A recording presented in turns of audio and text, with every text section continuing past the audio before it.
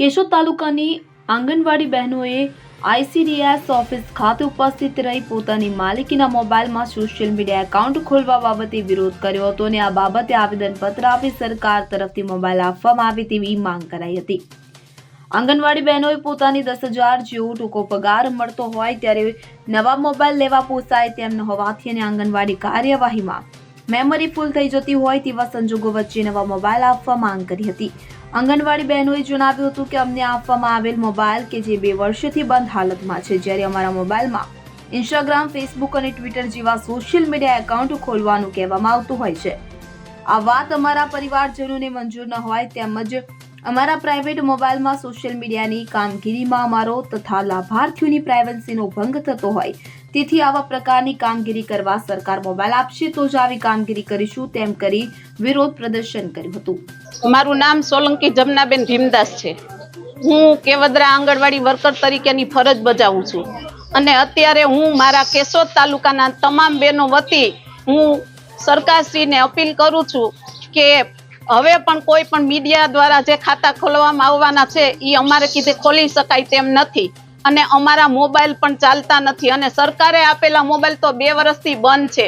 2 વર્ષથી બંધ છે તો અમે અમારા પર્સનલ મોબાઈલમાં જે કાંઈ કામગીરી કરીએ છીએ એ અમારા મોબાઈલ પણ અત્યારે હવે બંધ પડવાની તૈયારીમાં છે અને અમારે ઘરના મોબાઈલમાં જો અમે આ મીડિયાના ખાતા ખોલીએ તો અમારે ઘરમાં અનેક જાતના પ્રશ્નો થાય છે, જેથી કરીને અમારા ઘરમાં પણ ઝઘડા થાય એવું છે અને એક પણ વિડીયો વાયરલ થશે તો એમાં કંઈ પણ અમારા ઘરમાં પ્રોબ્લેમ ઊભા થશે તો એની જવાબદારી કોણ લેશે અને એની જવાબદારી સરકાર લેશે। क्या खाता खुलवाना है? અમારે યુટ્યુબમાં, ફેસબુકમાં, પછી યુટ્યુબમાં અને ઇન્સ્ટાગ્રામમાં તો આવા ખાતા અમને તો નામે નથી આવડતા કે આ શું છે, છતાંય અમારી પાસે આવા ખાતા ખોલાવવામાં આવે છે। મારું નામ છે રાતિયા શાંતિબેન ડી અને હું આંગણવાડી વર્કર તરીકે ફરજ બજાવું છું। અમને હમણાં હાલ નવી કામગીરી સોંપવામાં આવી છે કે તમામ બહેનોએ પોતાના મોબાઈલ પર્સનલ મોબાઈલમાં 3 સોશિયલ મીડિયાના એકાઉન્ટ ખોલવાના છે।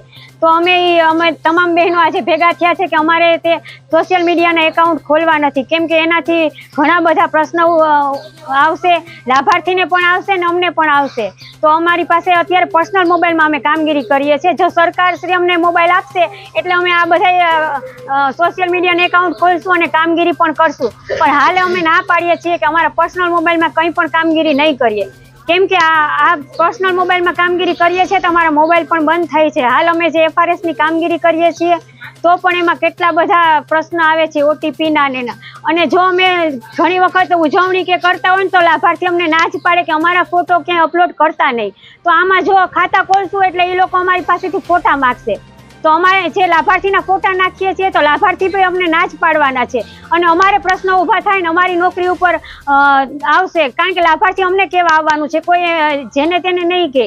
એટલા માટે અમારો વિરોધ છે કે અમે આ ખાતા હમણાં અમારા પર્સનલ મોબાઈલમાં નહીં ખોલીએ, જ્યારે સરકાર અમને મોબાઈલ આપશે નવા ત્યારે જ અમે આ કામગીરી કરશું। મારું નામ શ્રદ્ધાબી બારડ છે અને હું હાલ ઇન્ચાર્જ CDPO તરીકે કેશોદ ઘટક 1માં ફરજ બજાવું છું। આજરોજ તાબાના આંગણવાડી કાર્યકર બહેનો દ્વારા અમને આવેદન આપેલું છે।